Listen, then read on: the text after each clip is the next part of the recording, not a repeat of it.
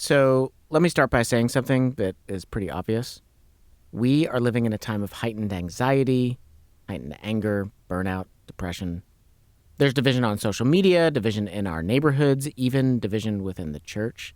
And it can be easy to look at all this hardship and just fall into despair. So today, we want to do something countercultural, something radical. We want to lighten the narrative by bringing you short snapshots of people experiencing joy. And I can think of few people that I know who are as passionate about joy as my friend, Leandro Lozada.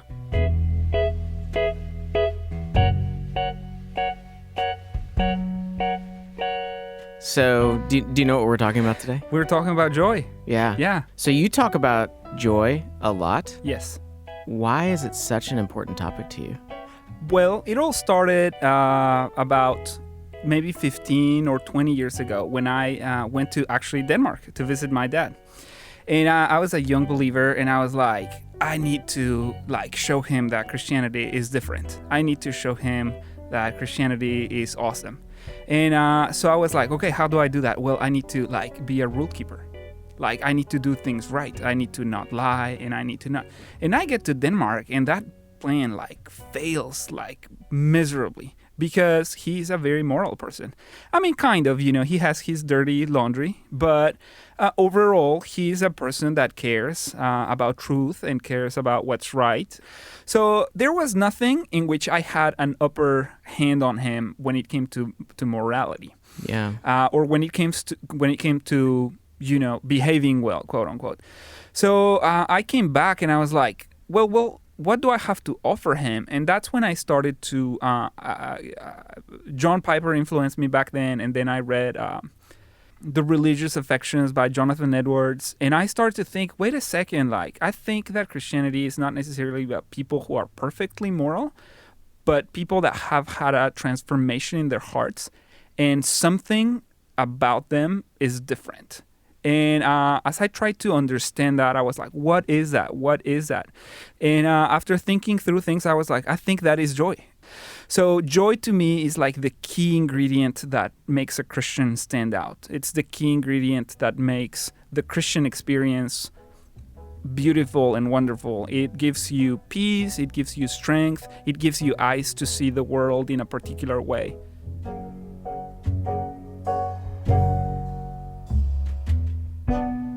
One question that I often hear in Christian circles is, what should you believe? Another question that's important among Christians is, what should you do? Those are wonderful questions, very important questions. A question that I don't always hear is, what should you feel? And I believe that the answer to that question is joy. Does that mean that we cannot feel grief? No. Does that mean that we cannot be angry sometimes? No. But I mean that overall, the ultimate trajectory of the Christian life is towards joy. So today, we're going to practice joy. We've got 5 short stories of people experiencing joy. Stories about family, about laughter, about nature, and about finding delight in the simplest of things. Stay with us.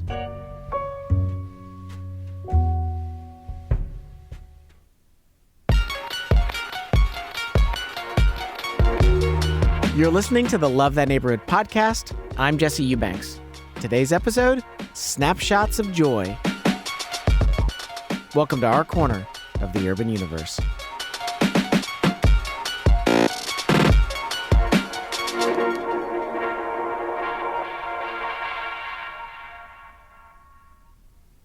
All right, let's dive into our 5 snapshots of joy. Our first one comes from one of our own co-hosts, Lachlan Coffey. Here's story number 1, Undefeated Joy. I find joy is something very difficult to bottle up and contain. It's just not designed to be stifled. Rather, it demands an outlet. And if you don't let joy out in some way, it will find a way out somehow. And that's how I found myself one cold February day sitting in front of my television 10 years ago.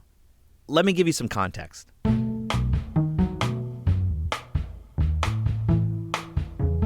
I love movies, but not just any movie. I love good movies. And one way that I find out if a movie is good or not is by the Oscars. So I always watch the Oscars to try to find film recommendations, and it's a tried and true method for the most part, except for the time that the Academy gave an Oscar to Star Wars Episode 1: Phantom Menace. I know, I didn't know that either. Jar Jar Binks, guys, has an Oscar. That's crazy. But I digress. One category of movies that I absolutely love is documentaries. And in 2012, the Oscar for the best documentary was to a film called Undefeated.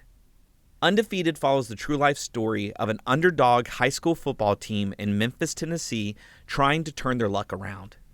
Well, as I do, I took my cue from the Oscars, and the next day, I watched this now award-winning documentary, Undefeated. I normally watch movies with my wife or my kids, but for some reason that evening, they weren't there, so I was left alone in an empty house watching this film. The movie begins with introducing you to several down-on-their-luck high schoolers in the inner city. And of course, it also has their new, very optimistic, opportunistic volunteer coach. And their football field is broke down. Many of their lives are a bit in shambles. Their families are broken in a lot of ways. And they have to band together to do everything in their power to achieve success. And I know it's cliche, that's how every sports movie is. Like, you're rooting for the underdogs. But it's actually really quite inspiring.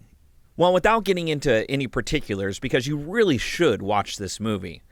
The movie builds towards the big game, high stakes. And at this point, I invested, a little bit over an hour or so watching these young men. And right before the big game, the music is swelling. There's a fervor in the air. I don't know what fervor really is, but I could sense it. And all of a sudden, by myself, with no one else around, an involuntary sentence escaped my mouth. Now, before I share this sentence, I need to note a few things. Number one, I have never lived, nor live now, in Memphis, Tennessee. Number two, I do not know anyone in the movie Undefeated. And number three, I don't have a deep affection for football, let alone high school football. But here I am at the climax of this film, sitting in a recliner, no one else around, out of absolutely nowhere. I say out loud, "We can do this." And I remember I heard myself saying it. As it was coming out, I could hear myself saying, "We can do this," and wondering, who just said we? Did I just say we? What? Why would I even say that? Like, what do I mean? I mean, the word "we" implies that it was me plus the team, and we're in this together, and we have got to do this. I guess this is the game, and we're all in it together. I don't know what I was thinking. It was a weird moment. But throughout this movie, I had become so swept away with pride for what these young men had achieved. And that pride had led to joy. And like I said at the beginning, joy just has to come out eventually, even when no one else is there to feel it with you. I'm not going to tell you the outcome of the big game. Go watch this movie for yourself. It's a fantastic film. And maybe, like me, you'll find yourself expressing an outburst of joy, believing that this Memphis, Tennessee high school football team really can do this. Well, with my help, of course.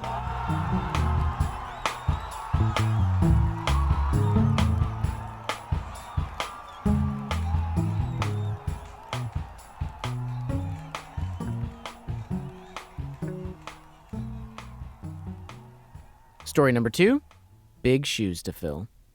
Our next story actually comes from producer Rachel Zabo. Hey, Rach. Hey, Jesse. Yeah, so this story might not sound like a cause for joy for everyone because it actually involves clowns. Oh, yeah. Clowns can either be like delightful or horrifying. Right, yeah. But for a woman named Lenore Podolsky, clowns are really joyful because she herself is a professional clown. But she'd never aspired to be. It actually all happened on a whim when one day the circus came to town.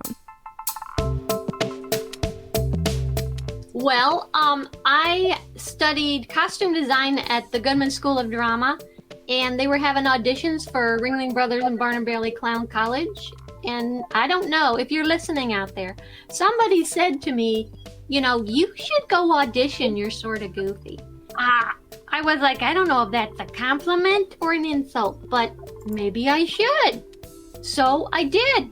And then Ringling holds auditions throughout the whole country. They would hold auditions every arena they would be in. They would hold special ones like the one they had at our college. And they would only take 50 people a year. And of those 50, 10 or 12 might be women. And they said, come on down. I said, well, I'm coming. So that's Lenore from a conversation on the Gifts for Glory podcast. So Lenore spent the next 10 weeks in Sarasota at Ringling Brothers and Barnum and Bailey Clown College, learning how to be a professional clown. At Clown College, we covered a lot of stuff. We learned mime and juggling and all these circus skills because a lot of the clowns who go on the show would need to do other things. Stilt walking, unicycling. I got to train 2 dachshunds for a walk around. That's when they are clearing different things in the rings. They have the clowns walk around with something visual while they're, setting up the trapeze or whatever. So I got to train 2 dogs. But, for Lenore, even beyond the fun of learning all these skills and how to do these cool tricks, Lenore actually found joy in just having a place to finally belong. When I was growing up, I always had this weird voice people would comment on, and I always was kind of self-conscious of it. When I got to Clown College, it was like, oh, this is why I have this voice. I am home. Yes. So as a clown, Lenore wears a green and yellow curly wig. She wears big green glasses. And of course, she has the signature painted red nose. I still do clowning, but not too often anymore. But I'm an Auguste clown, which is like Lou Jacobs, where it's more flesh-colored makeup and then white around the eyes, not just all white like Bozo. The Auguste is usually the one who's getting bonked with the hammer or tripping over something, and that was me. But the highlight of Clown College was actually being part of a CBS television special. So Lenore happened to be there in the year 1987, which was Ringling Brothers and Barnum and Bailey's 20th anniversary. And so CBS came to the college and filmed this TV special in celebration. And the special was hosted by Dick Van Dyke, and they showed a bunch of the clowns doing all their stuff. So I got to meet all kinds of people who graduated, and I got to meet Dick Van Dyke. I got to be up till 4 a.m, pretending to be funny while they were shooting. It was a fun experience. And after graduating from Clown College, everybody hopes to get a job offer with the circus. And that's what Lenore wanted at first, too. But then she actually changed her mind. I did interview for some smaller circuses, and I got an offer for one and seriously considered it, but I really liked my apartment. I didn't have money to have my own RV, so I would have had to been on a little room in an 18-wheeler. They made little bunks, and then you'd get your daily 5-gallon bucket of water for the day. And I was like, I think I could be funny in a comfortable apartment. Lenore actually went on to be a clown for private and for community events, and she still does clowning, though not very often. She spends most of her time now raising her family and making fun costumes for her 2 kids. And she's also done some stand-up comedy with Well-Versed Comedy, a Christian comedy team in Chicago. But clowning always holds a special place in her heart because she says it gives her access to be playful and joyful in ways that she otherwise just can't. Clowning, I think, is great because you get permission to play with people. People don't always want to play when you're just a regular person, but they're a little more open to it. Like I did a gig once in Lincoln Park, and I just was riding my bike to it because I lived in Lincoln Park. And normally I would never mess with police, right? But I was in my full getup, and he was directing traffic, and I'm like, you know what? I'm gonna play. So I got behind him when he wasn't looking, was doing my, mimicking his stuff, and I thought, I'm either going to get arrested or he's going to laugh. And he laughed. So that red nose gives you permission to play, and people will connect with you in a different level. Special thanks to the Gifts for Glory podcast for Lenore's audio, and you can find them at gifts4glory.com.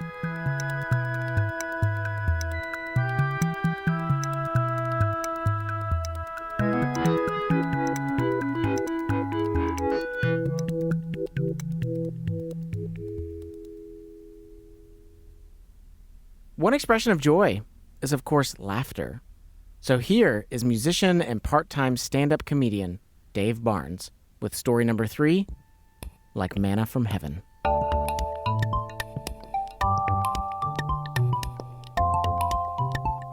So a few years ago, my wife and I had just had a paver patio built in our backyard in 12th South and here in Nashville where we live. And we're so excited about it because we're going to be celebrating, this fun new little back porch we have. So we're putting up lights in the backyard, the little, like outdoor lights, not Christmas lights, because what am I, crazy? It's not Christmas. Okay, listen, back off. Don't judge me. But they were just, like outdoor lights you can get at Home Depot, whatever. And so as we're putting them up, we hear this very unique sound of something hitting the ground. And you'd be surprised at how you sort of know what things are without even knowing by the way they hit the ground. We're just used to knowing like, oh, that was a baseball, or that was, my phone fell off the desk, or that's my youngest child falling down. It's just weird how sort of God made us with this crazy ability to sort of understand by the sound of something hitting the ground what it is. But in this particular instance, Annie and I both were like, what the heck was that? Because it was a really weird sound. It was like, you could tell it was small, but it just made a thud that I was very unfamiliar and honestly pretty uncomfortable with. And I turn around and sure enough, it's a piece of fried chicken. Now, for context, there's nothing above where the chicken came from. There's no plane that's flying overhead. There's no second floor. There's nothing that this chicken would come from. And so I immediately have sort of a existential crisis of like, why did the Lord gift me? Is it from the Lord, first of all? But why did the Lord gift me this fried chicken? There's a lot of things to infer from this. One, is this him telling me we're about to go through a season of famine and like, hey, Dave, you need to bulk up? Or, was he answering a prayer I'd prayed about, Lord, should I drop some LBs? And he's like, no, man, you need to thicken up. You're looking good. Just let's pack on some LBs. Even more, was it something where some child down the road had prayed for fried chicken and, just some celestial mishap, some heavenly mishap where, Gabriel's doing the arcade arm and somebody tickles him and he drops it 2 houses too short. And then I get it. And then that kid has a terrible, prayer life for the rest of his life because he didn't get the gifted fried chicken and instead I did. And that sort of changed my whole prayer life because now I'm really believing things that aren't true because of, Gabriel's not good with the arcade arm where he hits a button and it drops the chicken too fast. But so Annie and I are sitting there going like, what is this? I mean, you can imagine we're just having this hysterical conversation. We're both laughing like, where did this come from? Did somebody chuck it over the fence? Like there was just no context for where this fried chicken was from. And so we kind of just like laugh about it. We're like trying to guess what the heck happened. And so a couple hours later, we're sitting on the back porch. It's starting to, turn into night and the sun is setting. And all of a sudden we look over and we see a squirrel is running up the tree with a whole piece of pizza. So imagine the size of a squirrel, and then it's pulling a piece of pizza up, a full piece of pizza, not a half-eaten pizza, up the tree. And I'm thinking, well, first of all, that's impressive because that would be me like running up a tree with a Honda Accord in my mouth. I mean, that's about the proportions here. Maybe not the weight distribution exactly, but pretty close to proportions. And then I start laughing and I'm like, oh my gosh. I bet you wherever that squirrel got that pizza from is where the fried chicken came from. And then I remembered that we had a church that was kind of catty cornered to the back of our house. And I thought, you know what? They had a big Sunday lunch out there. And I guarantee you this is just food that got in the trash can. And that squirrel hit the mother lode of all mother lodes. And like now he's running a small like mafia ring up in the tree where he's got all this food housed in some hole in the tree, and people like, listen, Johnny, I just need a couple. Listen, I don't need much meat, just a couple of bites. He's like, what are you going to do for me? You know, listen, I remember when I needed some nuts, you didn't have... These character voices are sounding a lot like Grease as I do them, which is not exactly my intent. But it made me laugh so because I thought, man, that squirrel is running things in this neighborhood right now because he has found the mother lode of human food and is just like got to be setting up shop. But still to this day, every now and then, you know, I'll see fried chicken and it makes me think of this, Donnie the squirrel who's up in the tree. What do you need? What do you need from me, Frankie? You need a couple pieces of the hamburger? I think it's from McDonald's. You know, it's a couple days old, but still tastes pretty good. But what are you going to give me now?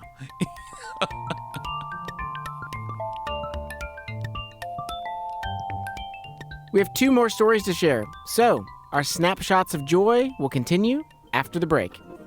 Stay with us. Hey listeners, it's Anna, media editor. Here at Love Thy Neighborhood, we partner directly with local nonprofits right here in Louisville. Over the past 7 years, our interns have provided over 130,000 work hours free of charge to local ministries. My name is Celeste Eagle, and I am the volunteer coordinator here at Beside You for Life. Beside You for Life is a pregnancy resource center that provides education and holistic care for women facing crisis pregnancies, responding to their needs and protecting the lives of unborn children. Beside You for Life seeks to provide a safe and emotionally supportive place for women to hear and experience the gospel while being equipped in very practical ways to live productive and flourishing lives. Celeste shared with me how our interns support the work of the ministry at Beside You for Life. In an amazing variety of ways. We have interns who serve in our pregnancy center and serve as advocates for our clients. We have interns who serve in our children's ministry and get to love on and share the gospel with the children of our clients who are with us throughout the day. We love getting to observe the gifts and abilities of our interns and then being able to match that with a need that we have here in the ministry that is fulfilling for us and hopefully fulfilling for the interns as well. If you're a young adult looking for an internship where social action and Christian community meet, check out our website at lovethyneighborhood.org and apply today. Again, that's lovethyneighborhood.org.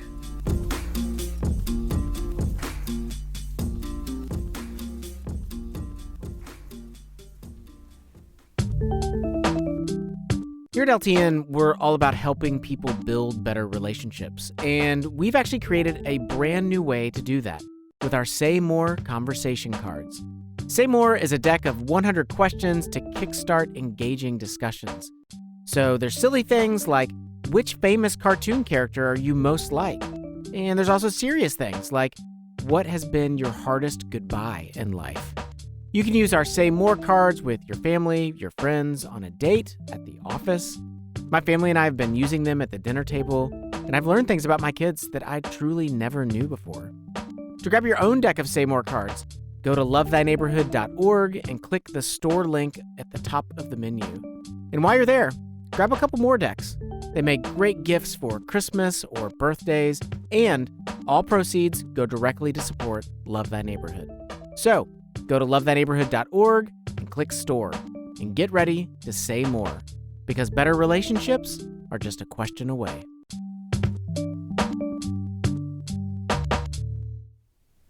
Love Thy Neighborhood podcast, Jesse Eubanks. Today, we're bringing you 5 snapshots of joy. Here's story number 4, Not a Turtle Disaster. Or actually, turtly awesome.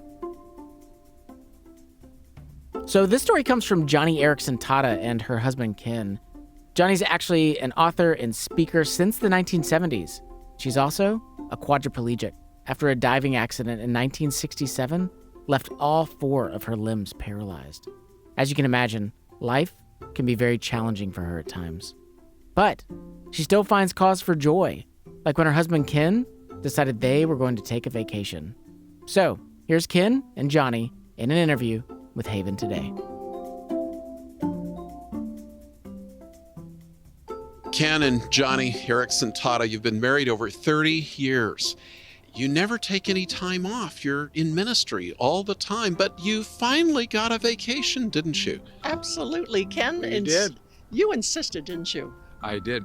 Johnny worked so hard. So we decided you know what? We're going to take a real vacation. No ministry. And I surprised her by asking her to go to Hawaii.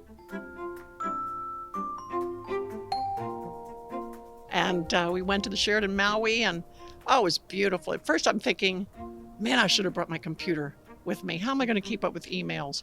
I kept checking my iPhone, and then my iPhone went dead, and I don't know, it just felt okay that it went dead. I didn't have to recharge the batteries, but Ken surprised me one day. The second day we were there, he took me snorkeling. Me, a quadriplegic in the ocean. Just imagine that, Charles, me lying face down in the water. Last time I laid face down in the water, I broke my neck. Oh no, excuse me, I think I reenacted that one scene for the movie. But still, it was pretty terrifying even then.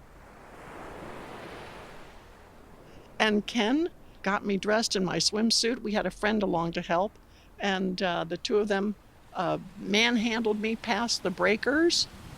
And my one friend, as we were getting me into the ocean, squealed out a prayer, "Oh, Jesus, please let Johnny see one of your sea creatures." Of course, what a prayer. How's God going to answer that?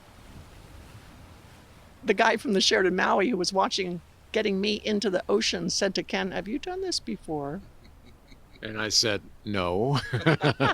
We had taken a handicap accessible wheelchair down to the edge of the water and transferred Johnny into the water. The thing that we didn't realize, even in an island, there is a current. And so as we waded out into the water, we were getting pushed back by this little current, and we got about chest high. Johnny was in between the two of us, and so we decided we better put this mask on and snorkel quickly, otherwise we're going to lose time here. And I said, "Just keep the air hose above the water. Just keep it above the water, please." And so he flipped me face down. I open my eyes through the mask, and I see a giant sea turtle.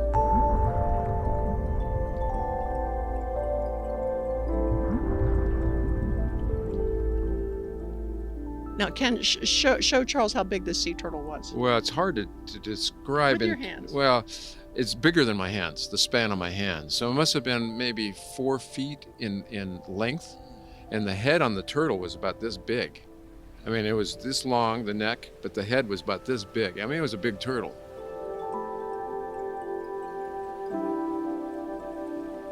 What a blessing from the Lord. And this took you back because on your honeymoon, 30 plus years before, you went to Hawaii as well, didn't you? Yes, we did. And never would I have snorkeled then. I can't believe that, being 63 years old, Ken would get me in the water to go snorkeling. I was not a pretty sight. Me in a swimsuit with my leg bag and catheter hanging out. But you're absolutely right. It was a gift of the Lord, Charles. 5 minutes sooner in the water or 5 minutes later, and he would have swum away. But we just happened to be there. And right up near the edge of the water, near the breakers, the sea turtle had just for some reason come close into the waves. And I got a chance to see him. That was an awesome memory. And in fact, Ken bought me a gift. Yes, I did. Actually, She's wearing it today. It's a little necklace with a turtle on it. A gold turtle. Just a Right. remembrance of our time in Hawaii. All right. Well, I've got to say this because it was said 30 plus years ago, and I'm sure it was said on your 30th anniversary exactly.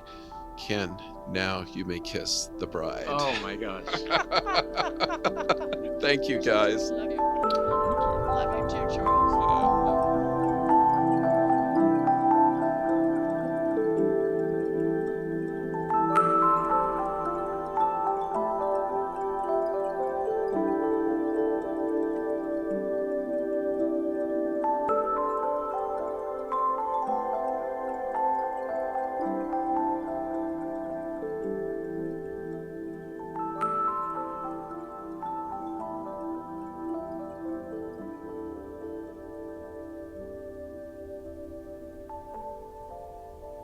All right, we're down to our last snapshot. This one comes from Lauren Maddox. Lauren is actually our donor relations manager here at Love Thy Neighborhood.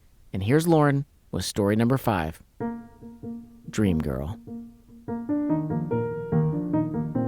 For as long as I could remember, even when I was little, I had this dream of me being an adult and this little blonde-haired, blue-eyed girl, dancing around me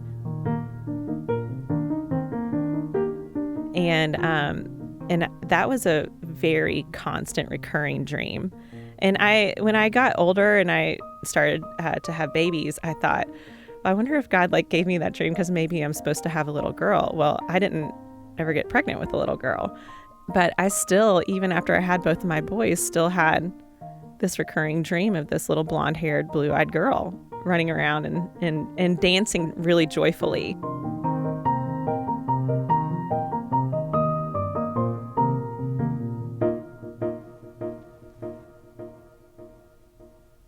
So fast forward several years, and Lauren actually ends up getting a divorce from her first husband.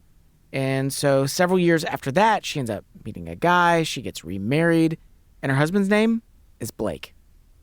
Yeah, so Blake and I, we are married to each other, and this is both of our second marriages. My marriage fell apart because of infidelity, and it was really traumatic, my first marriage. And then his first marriage, his first wife passed away of cancer.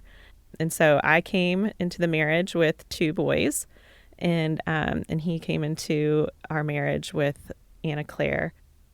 So Anna Claire is Blake's daughter, and now she's 7 years old. But when Lauren first met her, she was actually just 4 years old. When I first met Anna Claire, she immediately started running around me and twirling and dancing. And she has bright blonde hair and bright blue eyes. And it was shocking how much that scene I had already seen so many times for years.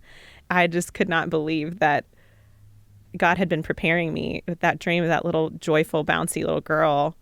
He had been preparing me for Anna Claire, not for me to give birth to a little girl, but for me to be with Anna Claire. And of course, Lauren finds so much joy in being Anna Claire's stepmom. But what Lauren didn't know is that joy was about to be expanded even more. We didn't have the boys this past weekend, and Blake told me that he wanted to take Anna Claire and I out for brunch. And I kind of just thought that it was, he's taking his girls on a date, kind of. And we hadn't done that in a while, so I was excited to go. We get there, get the table, white cloth table, and I need to go to the restroom. As I came back to the table, I noticed that they were kind of whispering to each other. And then I sat down and Blake said, "Hey, this brunch isn't for you and Anna Claire specifically. We have a question that we want to ask you." I hadn't had enough coffee, and I literally wasn't expecting anything. And I was like, okay. So having no idea what they were going to ask me. And then Anna Claire, she loves carrying purses.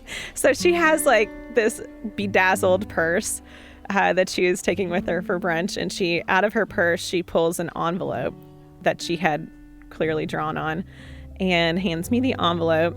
And I opened the envelope, and she had written on the piece of paper, it's just blue ink. She loves writing little notes and stuff. It says, "Roses are red, violets are blue. Moms are nice, and so are you." And then big letters, "Will you adopt me?"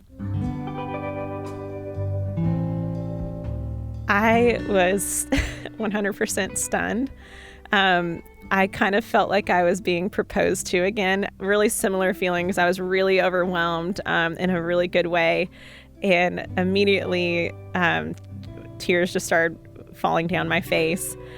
And I will say it was funny, as soon as I opened it and read it, then the waiter came to take our orders, and I'm like, I can't eat.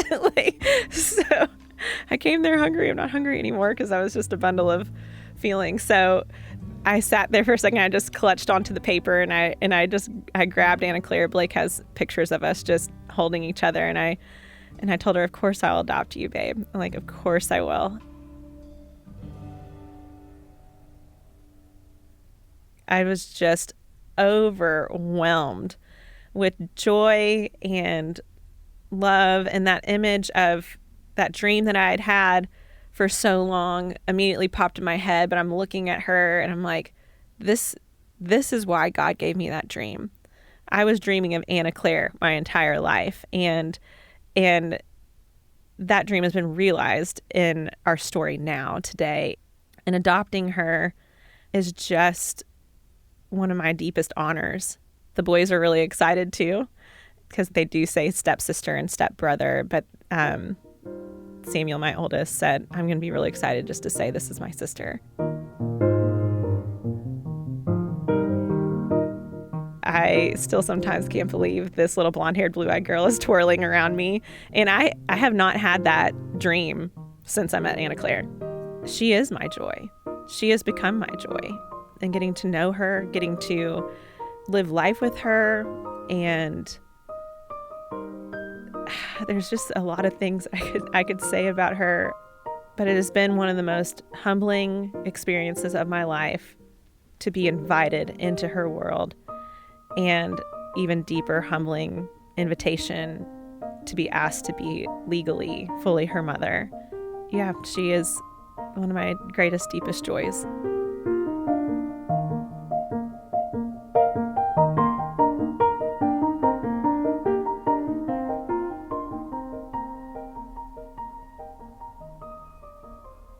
So, that concludes our Snapshots of Joy.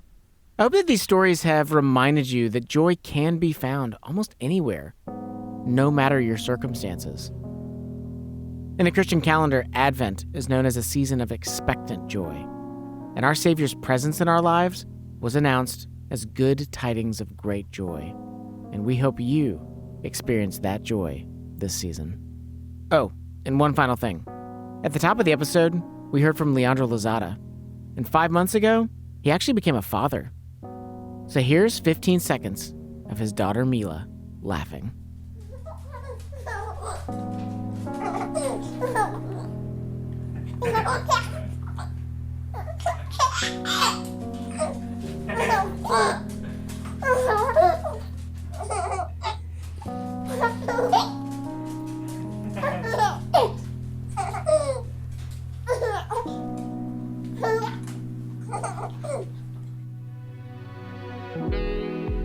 If you benefited at all from this podcast, please help us out by leaving a review wherever it is that you listen to podcasts. Your review will help other people discover our show.